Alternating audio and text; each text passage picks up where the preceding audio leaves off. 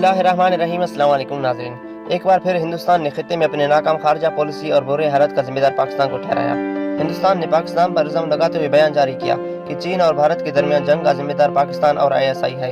हिंदुस्तानी अखबार रिपब्लिक के एक रिपोर्ट के मुताबिक लद्दाख में चीन और भारतीय फौजियों की झड़प के बाद से ISI मुतहरिक होते हुए भारत के खिलाफ मुहिम चलाने लगा। रिपब्लिक मजीद लिखते हैं कि ISI हिंदुस्तान के खिलाफ सोशल मीडिया और हर महाज पर प्रोपेगेंडा करते हुए चीन का मदद कर रहा है।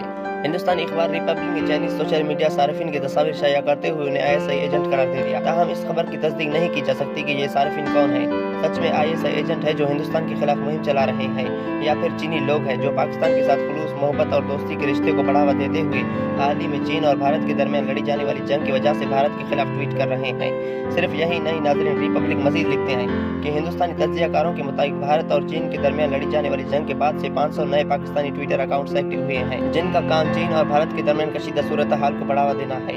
ये है वो नेपाली और चाइनीज अकाउंट्स जिनको भारत पाकिस्तानी एजेंट करार देता है। इन तमाम अकाउंट्स को पाकिस्तान और चीन में बहुत पसंद किया जा रहा है, क्योंकि ये बहुत गहराई से पाकिस्तानी अवाम और चीनी अवाम की सोच की नुमाइंदगी करते हैं। इस रिपोर्ट में इंकशाफ किया गया है कि पाकिस्तान चीन और भारत के दरमियान जंग को बढ़ावा दे रहा है।